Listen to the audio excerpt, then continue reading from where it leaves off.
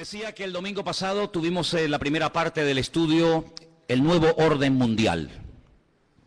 A lo largo de la historia dijimos el domingo pasado que el mundo ha conocido muchos sistemas, muchas formas de gobierno, dictaduras, monarquías, teocracia, etc. Pero el nuevo orden mundial, el nuevo gobierno mundial va a ser completamente diferente, aunque tendrá de todo un poco. Será un sistema distinto. En los próximos años, las leyes, el comercio, la política, la economía, todo va a cambiar. Estamos a punto de ver cambios que durante milenios no se han producido, pero el mundo va a experimentar unos cambios tremendos. Y tenemos que saber cómo estar preparados y cómo reaccionar y comportarnos ante estos cambios. Y en el capítulo 13 del libro del Apocalipsis nos habla de un hombre, de un personaje que recibe a lo largo de la Biblia muchos adjetivos, muchos nombres. El anticristo, el cuerno pequeño, el hombre de pecado, el hijo de perdición, God, etcétera. Son nombres que nos hablan acerca de cómo es este hombre. Pero hay un versículo que la semana pasada no tocamos y que yo, antes de entrar a hablar del segundo personaje que juntamente con el anticristo van a llevar las riendas de este mundo en los últimos tiempos, no tocamos, y es el versículo 2, Apocalipsis 13, verso 2. Y ahí se nombran tres animales diferentes. Tres animales que los que hemos estudiado la Biblia sabemos qué está tratando de decir Juan, de una forma, digamos, oculta, ¿no? Apocalipsis 13:2 dice que la bestia, y hablamos del anticristo, era semejante a un leopardo, pero sus pies eran como de oso, pero su boca dice que era como boca de león. ¿Te das cuenta? Hay tres animales diferentes. Su apariencia, la palabra semejante es muy importante en la Biblia. Selem.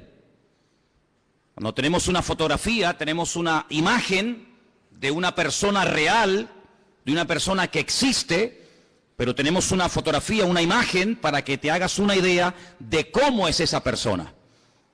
Entonces la Biblia nos enseña que la semejanza, el aspecto exterior de este líder mundial, de este político llamado el anticristo, es semejante a un leopardo, pero su forma de actuar, los pies, cómo camina, cómo se comporta, cómo actúa, es como un oso.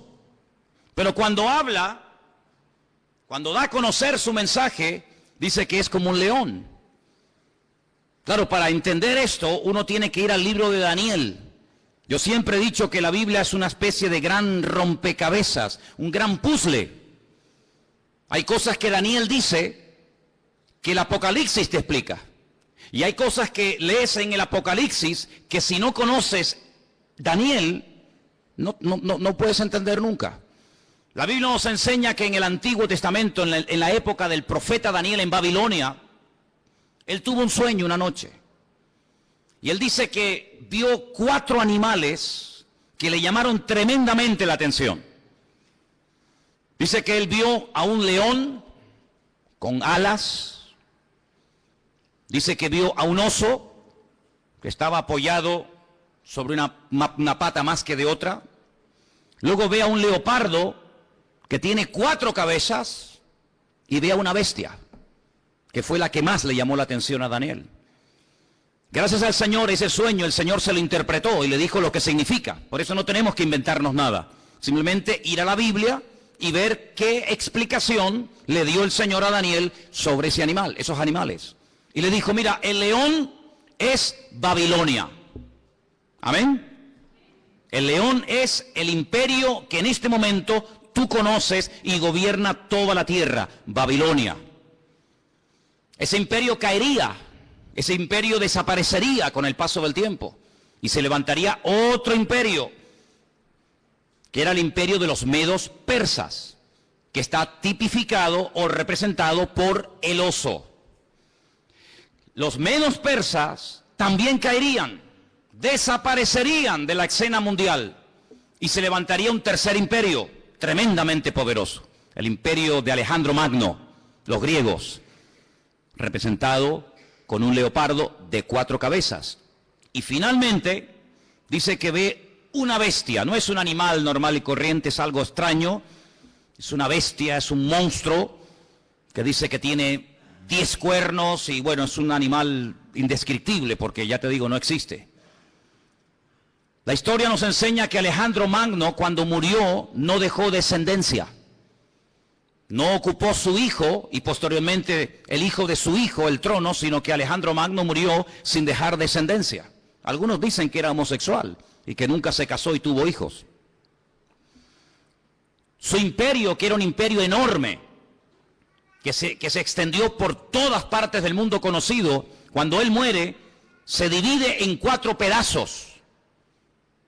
Y 4 de sus generales más conocidos, Casandro, Lisimaco, Teleuco y Ptolomeo, se apoderaron de lo que antiguamente fue un solo reino, pero que ahora son 4. Y cada uno toma posesión de uno de estos pedazos. Así que sabemos que el león es Babilonia, el oso son los persas o los iraníes, y el leopardo era Grecia. ¿Y qué es lo que está diciendo el Señor a Juan en Apocalipsis capítulo 3? Que cuando aparezca en la escena mundial este hombre, que vamos a llamarlo el anticristo, va a tener de todo un poco. Su apariencia, su aspecto va a ser el de un leopardo, es decir, el de un griego. Cuando él se mueve, se comporta, toma decisiones y actúa, dice que actuará como un oso, es decir, como un persa. Pero dice que cuando abra la boca y hable, se va a comportar como un león, como un babilónico. Claro, hay que ir a la historia y analizar y estudiar cómo eran esos pueblos. Porque aunque eran todos imperios terribles y paganos y idólatras y despiadados, hay características de unos que otros no tienen. Por ejemplo, los griegos le dieron mucha importancia al aspecto físico, al hedonismo, al vivir bien, al pegarte la gran vida. Pero cuidado, no eran ateos. Los griegos no eran ateos. Les recuerdo que cuando el apóstol Pablo fue a Grecia, a un lugar público llamado el Areópago, donde se compartían las enseñanzas, y allí estaban los filósofos de la época, el apóstol Pablo dijo: hoy paseando por vuestra ciudad, por Atenas, he observado que ustedes los atenienses sois gente muy religiosa. No eran ateos, pero eran religiosos. Dice que al apóstol Pablo le llamó la atención que vio un altar donde no había ninguna imagen, pero había una inscripción que decía: al Dios no conocido. Es decir, por si acaso nos hemos olvidado de reverenciar o de adorar a un Dios que no sabemos cómo es, le ponemos una inscripción para que no se sienta ofendido. Luego, una de las características de los griegos era que le daban mucha importancia a la cultura, a la filosofía, a los deportes. Ellos fueron los inventores, los creadores de las Olimpiadas. Ellos le daban mucha importancia al aspecto físico. Llenaron toda Jerusalén y el mundo conocido de antaño de gimnasios. Le daban mucha importancia al culturismo, al aspecto físico. Pero también eran personas que tenían grandes problemas con la lujuria. La mayoría de ellos eran bisexuales, le gustaban tanto los hombres como las mujeres. Eran personas que no tenían ningún tipo de escrúpulos, eran personas que no tenían ningún tipo de moral, eran personas que le daban rienda suelta a cualquier impulso de la carne, con tal de que te sientas bien, lo puedes hacer. ¿Quieres ser homosexual y eso te hace sentir bien? Adelante. ¿Quieres ser cualquier otra cosa? Adelante. En otras palabras, no te reprimas. No tengas ningún recato, ningún principio moral o espiritual, sino rienda suelta a los impulsos. El anticristo será así. El anticristo no será un ateo, pero será una persona, un libertino, una persona que le dará igual lo que sea, con tal de que la gente se sienta contenta y feliz. Por eso dice que su aspecto, su forma de ser, es como la de un griego, una persona que le da lugar a la carne, al hedonismo. Pero dice que cuando actúa como un oso, como un persa. Y hermano, es interesante notar porque el imperio persa siempre tuvo algo muy interesante entre ellos, y es que siempre tenían una intención de expandir su territorio. Saben que desde hace muchos años ha estado mareando la perdiz los persas, Irán, pero una de las cosas que quieren es, siempre lo han querido y lo han dicho y no lo han ocultado, es la destrucción y aniquilación total y absoluta del Estado de Israel. Israel ha amenazado en varias ocasiones a Irán porque sabe que están construyendo armamento nuclear, no con fines, digamos, científicos, sino con fines militares.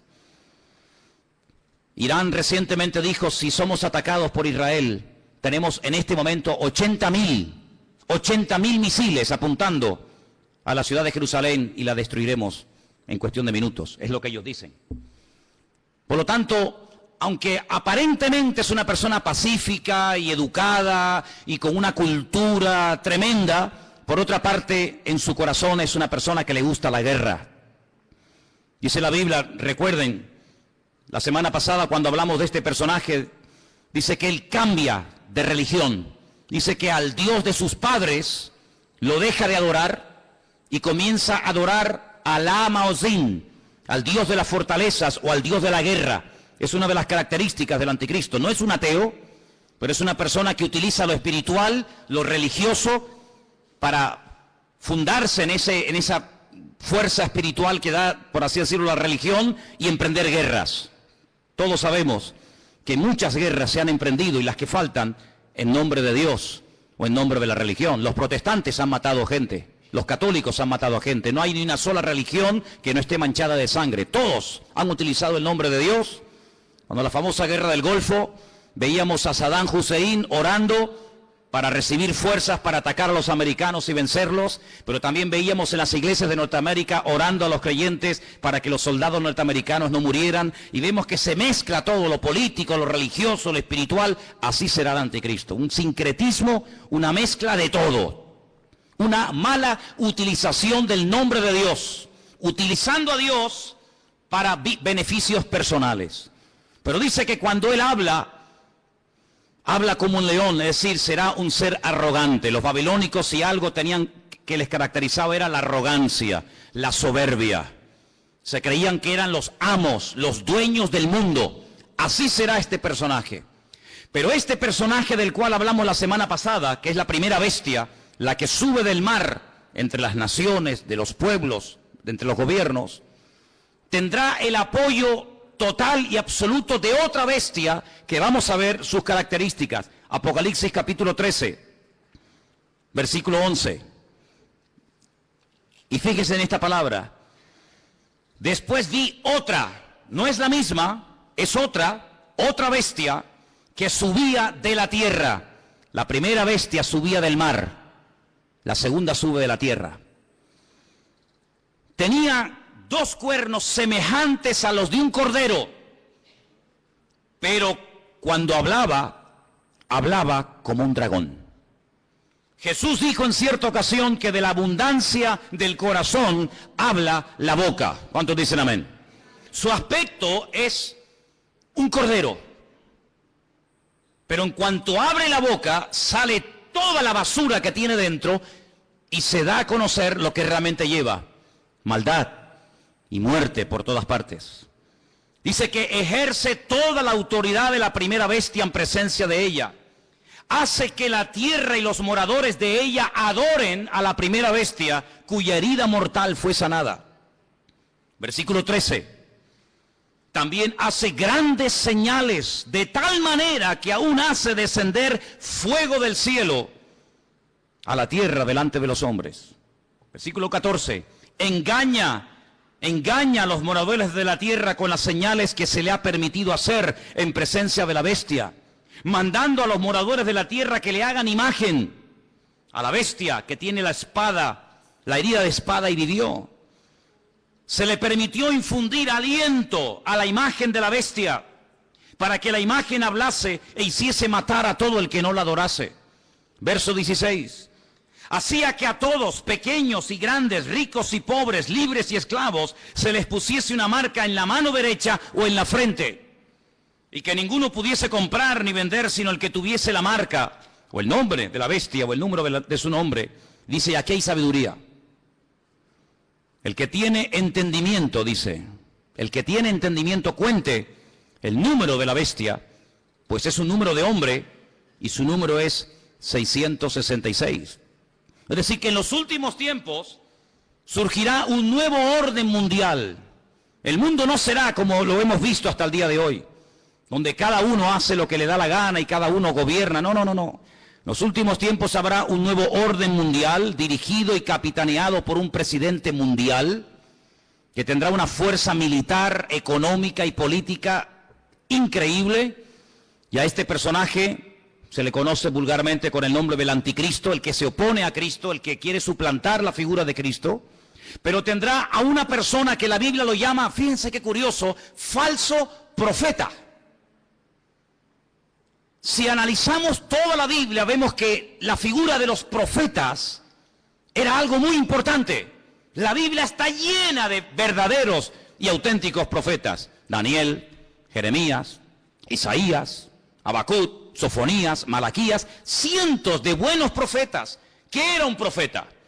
Un profeta era un hombre de carne y hueso, como cualquiera de nosotros, con una comunión con el Señor tremenda, que a través de sueños o de visiones o por voz audible recibía mensajes del Eterno, recibía mensajes del Señor para transmitirlos al pueblo de Israel, para que de esa manera el pueblo no pecara, para que de esa manera el pueblo no terminara adorando a otros dioses, para que el pueblo supiera en todo momento lo que tenía que hacer y lo que no tenía que hacer. Un profeta era una bendición para el pueblo. ¿Por qué? Porque era el nexo que unía al pueblo con Dios y a Dios con el pueblo. Era la persona que hacía la función de la boca de Dios. Cuando Dios quería decirle algo al pueblo, hablaba a través del profeta. Pero dice la Biblia, y la Biblia está llena de ejemplos de falsos profetas. Hay capítulos enteros en Jeremías, en Ezequiel y otros libros que nos hablan acerca del daño tremendo que hacían los falsos profetas. Por ejemplo, la Biblia dice que cuando las tropas del rey Nabucodonosor habían rodeado la ciudad de Jerusalén, había falsos profetas que decían, tranquilos, no pasa nada, no se preocupen, vamos a ganar la guerra. Nabucodonosor va a ser derrotado, se va a cansar y se va a marchar a su tierra. Vienen tiempos de paz, vienen tiempos de abundancia, vienen tiempos de prosperidad, pero había uno llamado Jeremías, que era el verdadero profeta y decía, no les crean, les están mintiendo, es mentira, no viene paz, viene guerra, el enemigo no se va a ir, nos va a destruir, nos va a destruir la ciudad, nos va a quemar el templo, va a matar a nuestros jóvenes. Siempre hubieron falsos profetas que engañaban al pueblo, siempre había falsos profetas que venían supuestamente en nombre de Dios. Y la gente, lógicamente, en muchas ocasiones, le hacía más caso y prestaba más atención a los falsos profetas que a los verdaderos profetas. ¿Por qué? Porque el falso profeta decía lo que el pueblo quería oír. El verdadero profeta muchas veces iba en contra de la voluntad del pueblo. Por eso a la mayoría de los profetas los terminaban matando. ¿No dijo el Señor, Jerusalén, Jerusalén, que matas a los profetas y apedreas a los que yo te envío? ¿Cuántas veces quise juntar a mis hijos como la gallina junta sus polluelos y no quisisteis? La ciudad de Jerusalén pasó a la historia como una ciudad que mataba a los profetas. Porque los profetas confrontaban, los profetas hablaban claro, los profetas no eran aplaudidos, eran gente odiada. Era gente que muchas veces tenía que vivir totalmente dependiendo del Señor porque los querían matar, los querían torturar y querían taparles la boca a cualquier precio. Y curiosamente dice la Biblia que el anticristo tendrá el apoyo incondicional de un hombre que no va a ser un político, recuerda eso. El falso profeta no será un político, será una persona que se encargará fundamentalmente de 4 cosas. Primera, lo hemos leído, versículo 12. Hará todo lo posible para que todas las naciones de la tierra reconozcan la autoridad y se sometan a la autoridad del anticristo.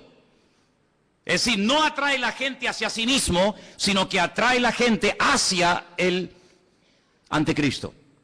Es decir, será en relaciones públicas del anticristo, el que le hará la publicidad, la propaganda, el que irá por los platós de televisión, por las emisoras de radio, el que dará todo tipo de ruedas de prensa y de respuestas a las naciones, presentando a este hombre como la alternativa real y genuina que el mundo necesita. Les puedo asegurar que será conocido en todas partes de la tierra. Un hombre carismático, un hombre que sabrá llevarse bien con los árabes, con los judíos, con los musulmanes, con los católicos, con los evangélicos, con los ateos, con todo el mundo. Un hombre con un don de palabra extraordinario y un hombre que lo que pretende es desviar la atención de la gente hacia el Dios vivo y verdadero y llevarlos a la ruina, diciéndole a la gente, este hombre es lo que el mundo necesita. Este hombre es el que va a solucionar los problemas de la crisis, del paro, los problemas económicos, los problemas entre palestinos y judíos. Este lo va a solucionar todo. Primera función del falso profeta. Segunda, versículo 13. También hará grandes señales. La Biblia no dice qué tipo de señales hará, pero curiosamente menciona una que es tremendamente poderosa. Y dice que hará descender fuego del cielo a la tierra delante de los hombres. Solamente hubo un hombre en toda la historia de la humanidad que en un momento oró y cayó fuego del cielo, demostrando que el Dios que él adoraba y honraba era el verdadero Dios. Y era el profeta Elías. En el Monte Carmelo, dice la Biblia que allí hubo una confrontación del mundo de las tinieblas contra el mundo espiritual, contra el mundo del Señor.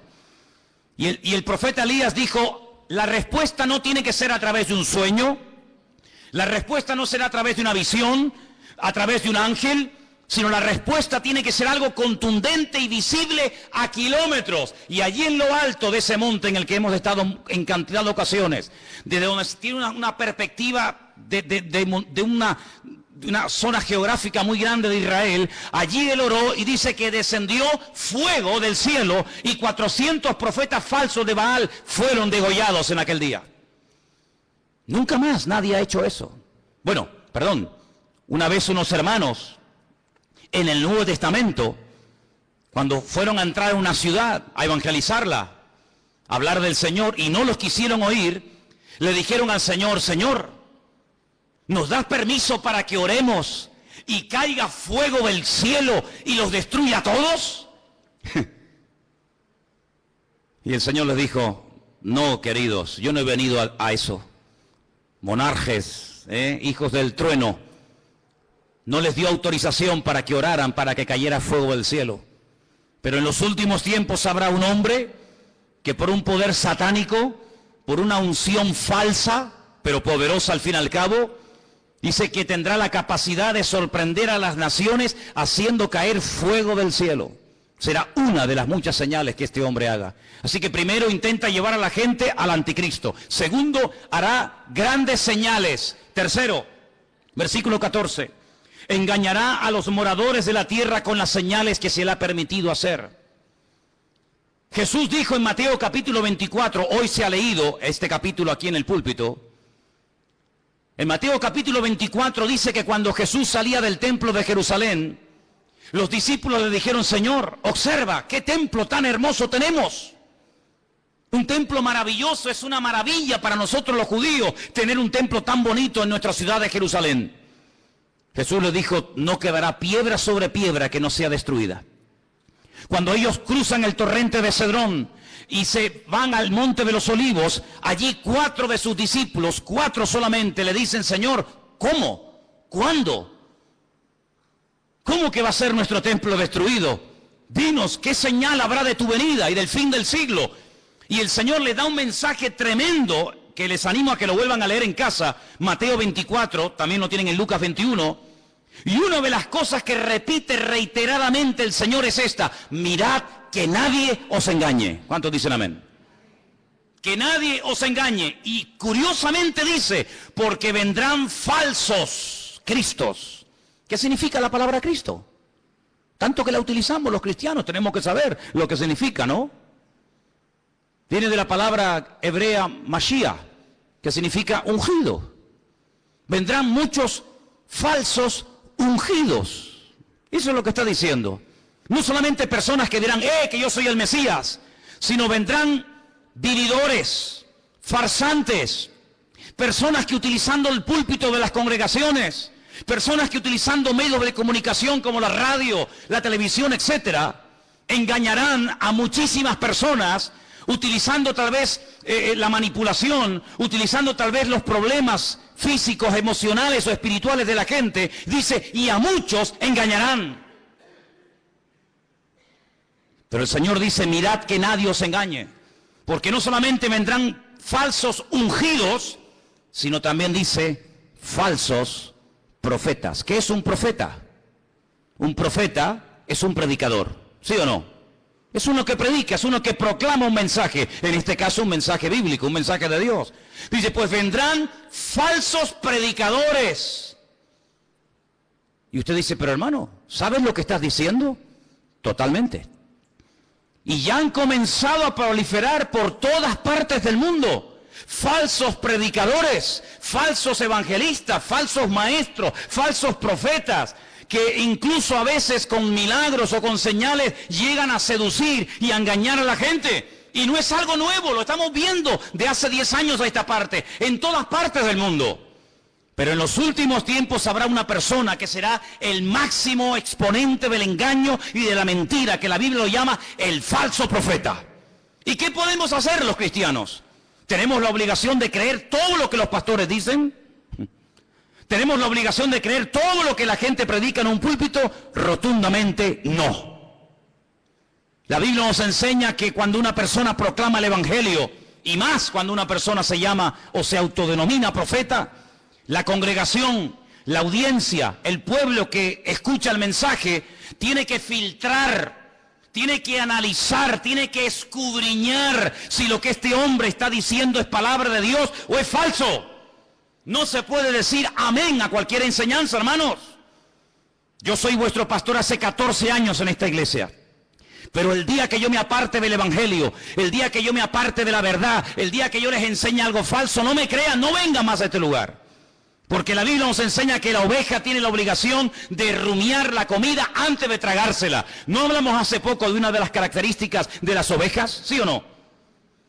¿Y cuál es una de las características de la oveja? Que es un animal rumiante. ¿Y qué es un rumiante? Un animal que primero mastica, mueve la comida, la saborea, la prueba, y luego después de haberla masticado bien, se la traga. Y esa es una de las características que tenía que tener un animal limpio para poder ser ingerido.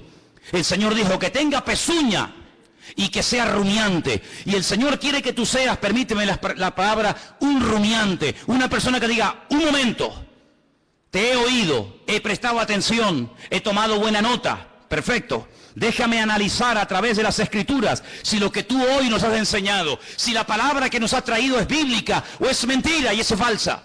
Dice la Biblia que cuando Pablo fue a la ciudad de Berea, ¿os acordáis? Dice que los judíos de la ciudad de Berea escucharon a Pablo durante varias semanas, durante varios días de reposo en la sinagoga, compartir la palabra. Pero dice que eran gente más noble que los de Tesalónica. ¿Por qué dice la Biblia que los judíos de Berea eran diferentes a los judíos de Tesalónica? Dice, porque ellos comprobaban cada día en las Escrituras si las enseñanzas que el apóstol Pablo le daba a la congregación eran palabra de Dios o no eran palabra de Dios. ¿Cuántos dicen amén? Por lo tanto, hermanos, yo siempre les he animado, siempre les he dicho, y lo seguiré diciendo cada día, que ustedes tienen la obligación de escudriñar las Escrituras, de conocer la palabra de Dios, de no tragarse todo lo que oigan, de no tragarse todo lo que vean y oigan en internet, de no decir amén a todo, de no abrir su corazón a cualquier ministerio, de no dejarse ministrar por cualquier persona que aparentemente tiene palabra, hace milagros, señales y prodigios, pero alto, la Biblia nos enseña que el falso profeta no solamente será un tremendo predicador, un tremendo orador increíble, sino que además será una persona que su ministerio, entre comillas, estará caracterizado por señales, milagros y prodigios. ¿Qué te parece? Pero ¿sabe qué? En el versículo 13 dice que este hombre hará grandes señales, grandes señales. Usted tiene que prestar atención a esas señales. ¿Por qué? Porque no toda señal es evidencia de que le está dando gloria y honra al Señor y que esa unción viene de parte del Señor si no sabe Dios de dónde viene. El falso profeta se diferencia del anticristo en tres cosas muy importantes. Primero, su procedencia es diferente. El mundo de la política produce, permítame la expresión, la política produce, es el terreno donde se levanta el anticristo. El falso profeta no se levanta del mundo de la política. El falso profeta se mueve en el terreno religioso, en el terreno espiritual. ¿Se han dado cuenta que en los últimos años ha habido muchos intentos por tener una religión? Lo intentó la New Age, la nueva era, lo ha intentado el Vaticano en múltiples ocasiones con las famosas reuniones ecuménicas.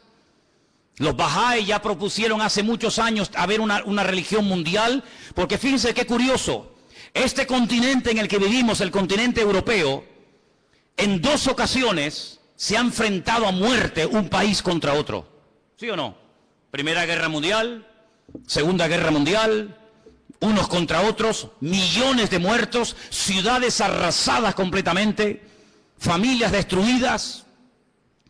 Europa quedó totalmente en ruinas, pero eso ya pasó a la historia. Antes los que se peleaban, ahora son amigos, ahora comen juntos, ahora hacen negocios juntos. Ahora se venden los productos unos a otros. Luego ya no estamos en un tiempo de guerra en Europa. Estamos, entre comillas, en un tiempo de paz. Ya no nos peleamos unos contra otros, ¿ve? Porque en una guerra todos pierden. Ahora nos unimos en una unidad política y económica y donde tenemos todos en común una misma moneda. ¿Sí o no? Usted puede viajar por Europa, por muchos países, y no tiene que cambiar en un país la moneda, en otro la otra, sino que con una misma moneda se puede mover. Ya no hay fronteras. ¿Se acuerdan cuando viajamos por Europa? Ya no hay fronteras. Puedes pasar de un país a otro prácticamente ya, a cualquier hora puedes pasar de un país a otro. Pero falta una unidad. Sí, hay una unidad militar, hay una unidad política, hay una unidad económica, pero no hay una unidad espiritual. El anticristo, a través del falso profeta, una de las cosas que tratará de mover en el mundo es que la gente llegue a la conclusión de que no es bueno que haya tantas religiones, sino que lo mejor es que haya una religión donde todos se sientan a gusto. Ya hace años están tratando de crear el Crislam. El Crislam, quieren unir el Islam con el cristianismo. En muchas congregaciones evangélicas, ya la palabra Jehová o la palabra Yahvé o la palabra el Eterno o la palabra Dios ha desaparecido. Ya hay una nueva versión circulando de la Biblia en muchas iglesias evangélicas del mundo donde aparece la palabra Alá. En el principio creó Alá los cielos y la tierra. Alá lo que estamos diciendo. En otras palabras, para llevarnos bien, quitemos la palabra Dios, pongamos la palabra Alá. Hay muchas Biblias donde han quitado la palabra sangre. Es increíble cómo puede haber instituciones evangélicas que han quitado la palabra sangre de la Biblia, porque es una palabra que choca o es una palabra muy fuerte. Amados hermanos, vienen tiempos de cambios como ustedes no se pueden ni imaginar. Vienen tiempos en los que no solamente lo económico cambiará de una forma tremenda, sino lo espiritual cambiará de una forma que ustedes no se pueden ni imaginar. Ahora quiero leerles un versículo que se encuentra en Apocalipsis 16:13, donde dice que el falso profeta y el anticristo harán algo que muchas veces no se menciona. Y vamos a leerlo. Apocalipsis 16, versículo 13. Y dice así: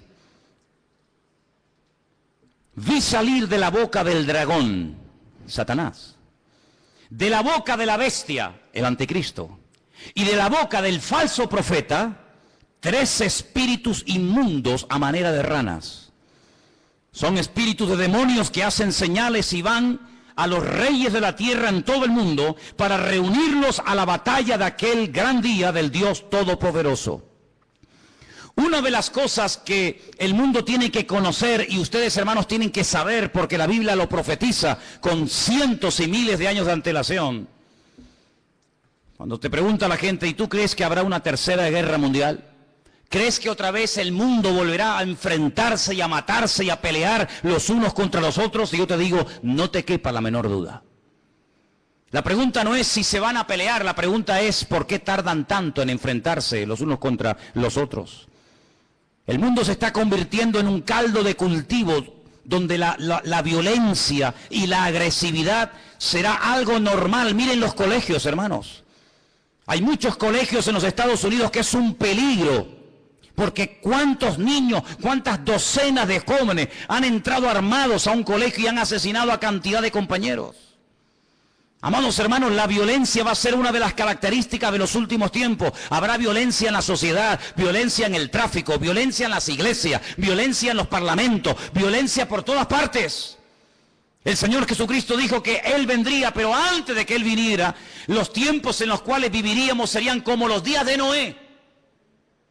Y cuando uno observa la generación en la que le tocó vivir a Noé, no era una sociedad pacífica. Cuidado. Era una sociedad tremendamente avanzada para la época en la que vivía. Fijaros lo que querían construir.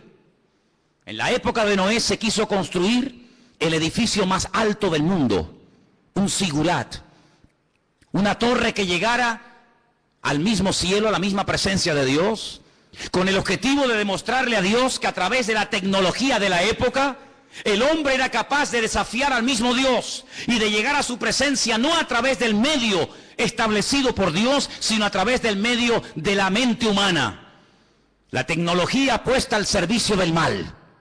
¿Piensan ustedes que el anticristo y el falso profeta no echará mano de la tecnología de la época para engañar y meterse en miles y en miles y en millones de hogares? No les quepa la menor duda. No les quepa la menor duda. Así que en los tiempos de Noé, no fue como en los tiempos del diluvio. Pero fue en los tiempos del diluvio. No fue como en los tiempos de la Torre de Babel. En los tiempos de la Torre de Babel, la Biblia nos enseña que Dios no destruyó a la humanidad, sino que la separó y la confundió. ¿Por qué? Porque habían aprendido un secreto tremendo. ¿Cuál fue? La unidad. Se unieron para lo malo. Sin embargo, en el tiempo del diluvio, se mataban los unos a los otros. El anticristo sabe perfectamente que la unidad tiene un poder tremendo. Por eso él lo que intenta es unir religiones, unir filosofías, unir diferentes estilos de vida para llevar a este mundo a la ruina y a la destrucción total. Una de las cosas que el hombre ha intentado y lo está consiguiendo desde los tiempos de la Edad Media es desterrar la palabra Dios, la palabra Biblia del vocabulario del ser humano. Hoy en día se oye hablar muy poco de Dios, muy poco de Biblia. ¿Por qué?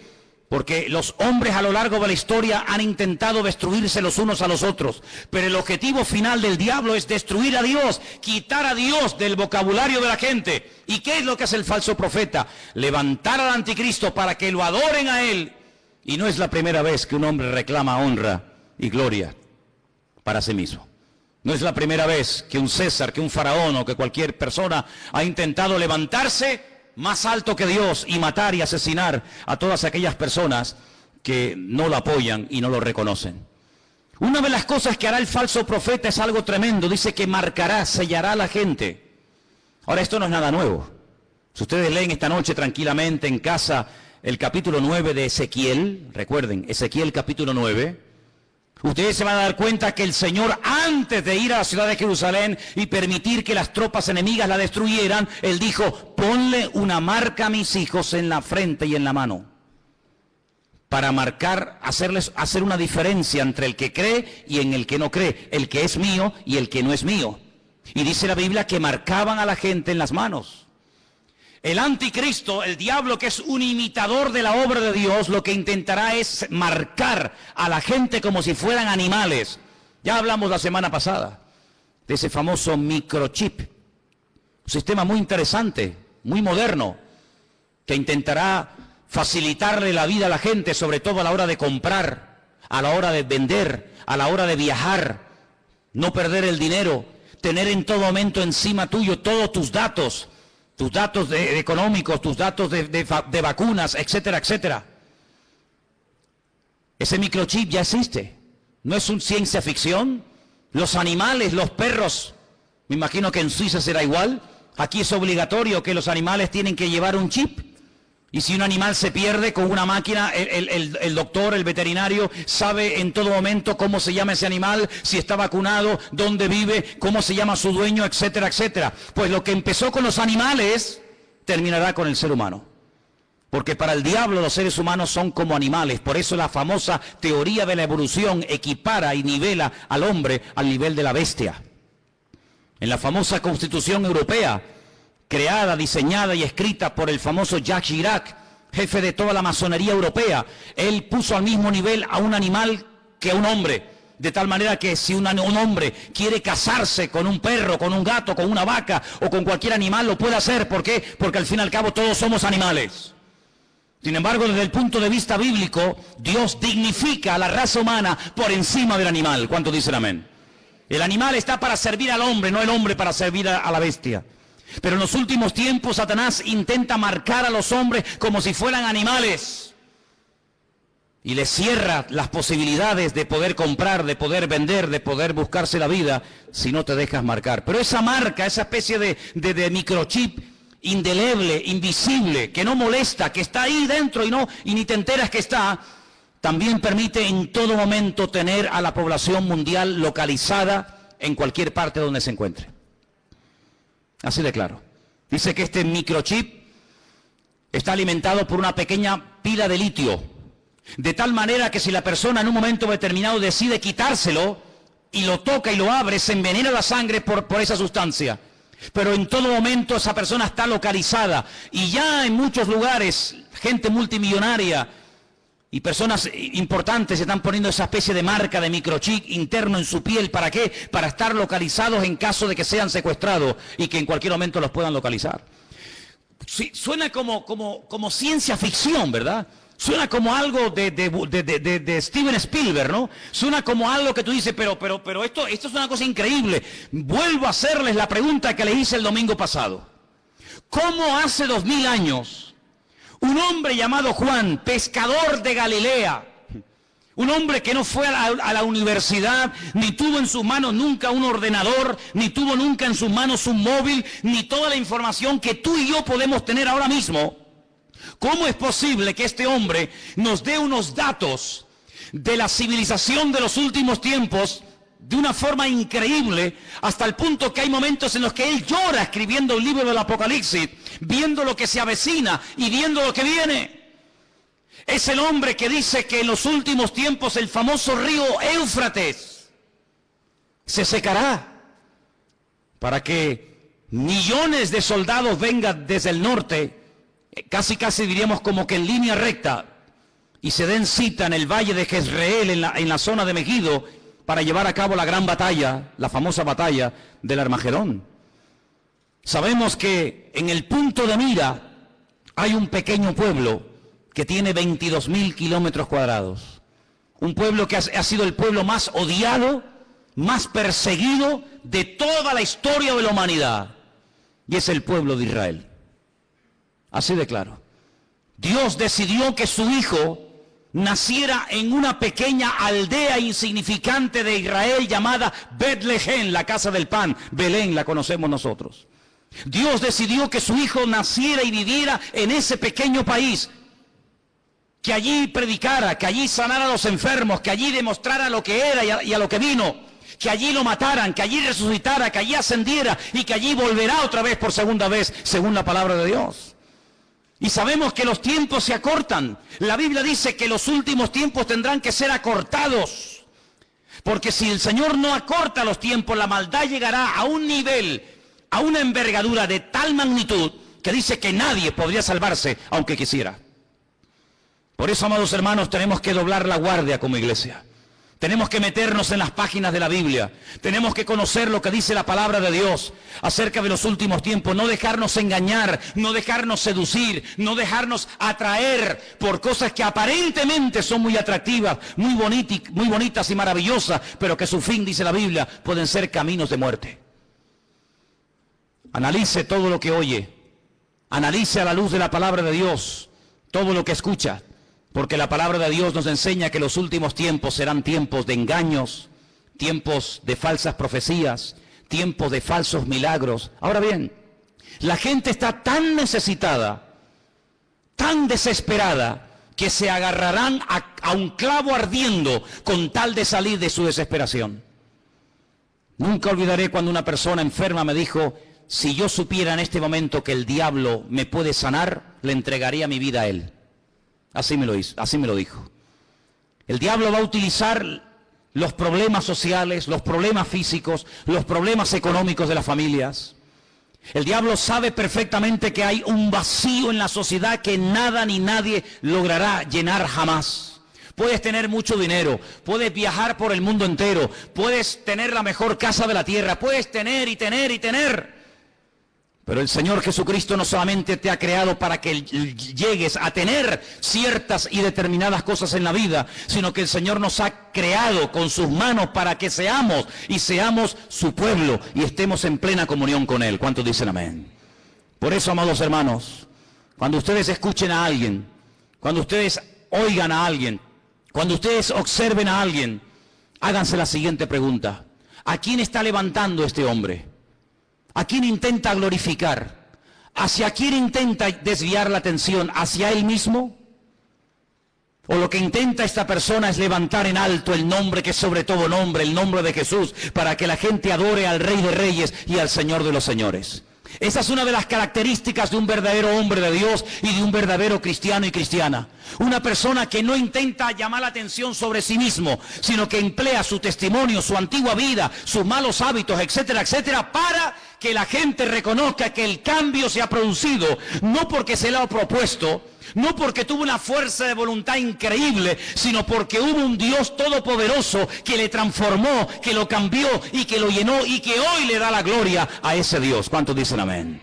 Así que, amados hermanos, el falso profeta, qué interesante. Hay iglesias que se llaman, y no tengo nada en contra de ese nombre, pero iglesias que han decidido llamarse Iglesia de la Profecía. Y hay muchísimas personas que les encanta todo lo profético. He ido incluso a algunas reuniones, he ido a algunas convenciones, no muchas, pero alguna vez he escuchado personas que cuando van a un evento, a una conferencia, a un culto especial, lo que te dicen es: he venido aquí porque este hombre o esta hermana o esta mujer tiene profecías y tiene palabras para mí.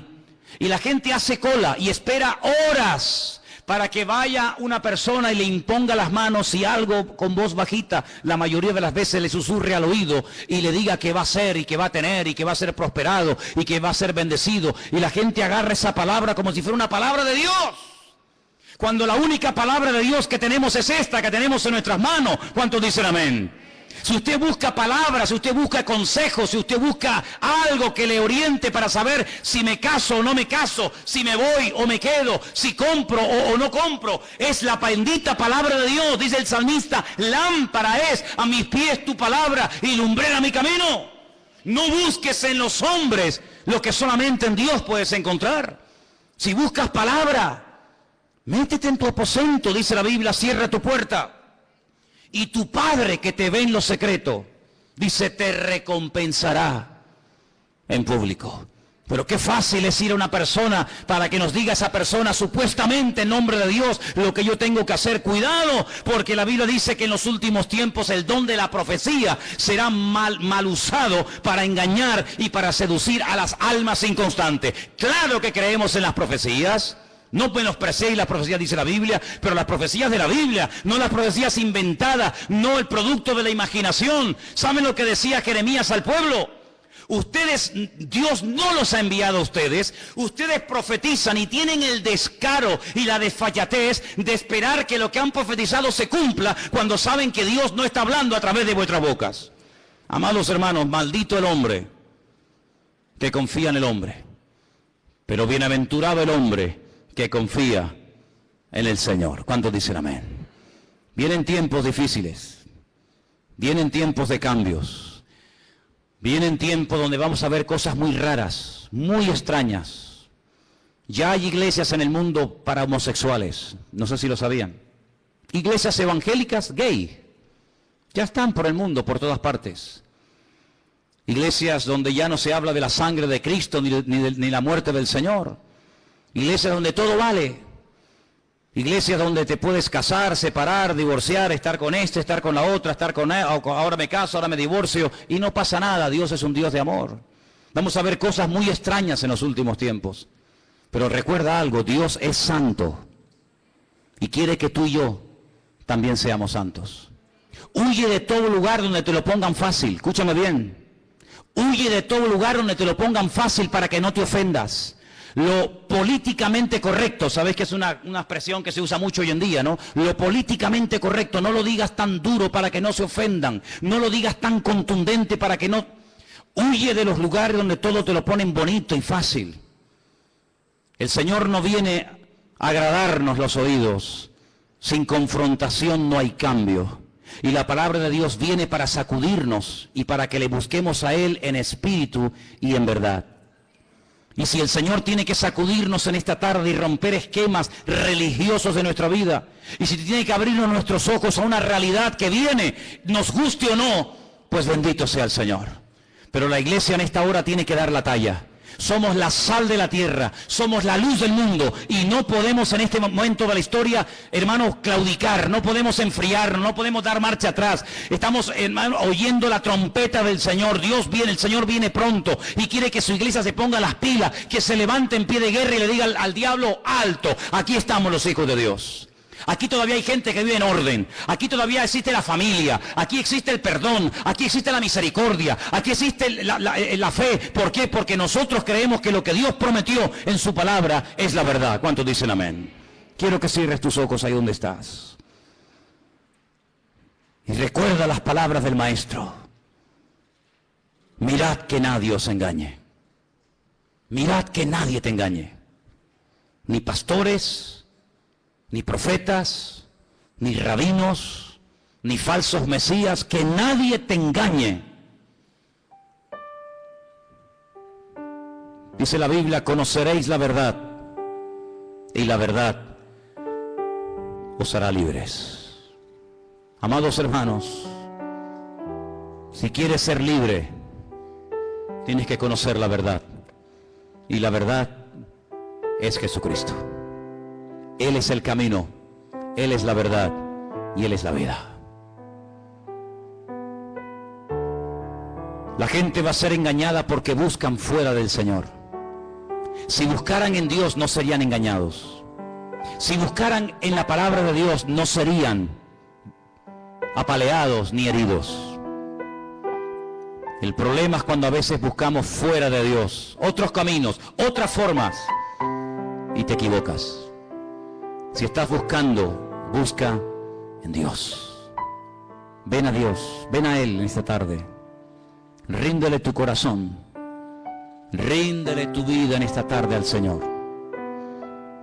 Deja que Él aclare tus dudas. Él es el verdadero. Él es el Dios vivo y verdadero y no hay otro. Gracias, Señor Jesús. Recibe toda la gloria y el reconocimiento. Dice la Biblia que el anticristo, una de las cosas que hará es negar que Cristo vino en carne. Negar que Él vino. Y toda persona que niega que Cristo vino es el anticristo, dice el apóstol Juan. Nosotros en esta tarde rechazamos a este espíritu y declaramos en el nombre de Jesús que tú viniste en carne. Y confieso y declaro públicamente que aquel Mesías que se hizo carne era el Mesías verdadero y no hay otro más que Él. Bendito seas. Ahí empieza el cambio, cuando tú reconoces que el Mesías vino en carne, no de una forma espiritual, una nebulosa, una cosa extraña. No, vino en carne y hueso a dar su vida por ti. Ahí empieza el cambio. Si Él era el Mesías verdadero, quiere decir que yo lo necesito a Él. Y por eso en esta tarde le decimos: yo te necesito, Señor Jesús. Te necesitamos, Señor, en nuestra vida. Los que somos padres, las madres, los creyentes, tus hijos te necesitan hoy más que nunca, Señor. En este tiempo de engaño, en este tiempo de tantos cambios y de tanta agresividad, nosotros te decimos: tú eres nuestra paz. Tú eres nuestra calma en medio de la tormenta, Señor Jesús. Recibe la gloria, Dios mío. Recibe la honra, mi Señor. Aleluya. Si en esta tarde entre nosotros hay alguien que nunca le ha entregado su vida al Señor, yo te animo a que lo hagas hoy. Te animo a que ahí donde estás le digas: Señor, yo me entrego a ti. Yo quiero conocerte, Jesús. Yo no te ofrezco una religión. El Señor no es religión, el Señor es una relación personal. Ahí donde estás, entrégale su vida a Jesús. Pídale perdón a Dios. Dile: perdón, Señor, perdóname. Limpia mis pecados. La iglesia no es un club donde venimos a pasar un domingo entretenidos. La iglesia no es un lugar donde venimos a conocer gente nueva, gente agradable y simpática, no. La iglesia es un hospital donde el alma, Dios la sana, donde el hombre puede comenzar a cambiar y vivir una vida nueva. La iglesia es un centro de entrenamiento donde nuestros pensamientos, nuestra filosofía de vida cambia para vivir según el diseño y el propósito de Dios para mi vida, donde yo muero y Él vive. Eso es la iglesia. No es un club, es un lugar donde cambiamos por dentro y por fuera.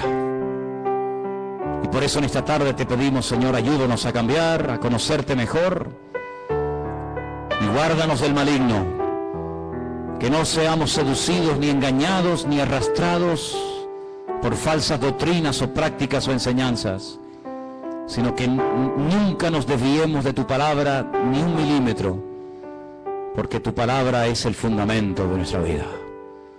Gracias, Señor, porque tu palabra un día llegó a nuestra vida y ahora estamos edificando nuestra existencia sobre la roca, sobre Cristo Jesús nuestro Señor.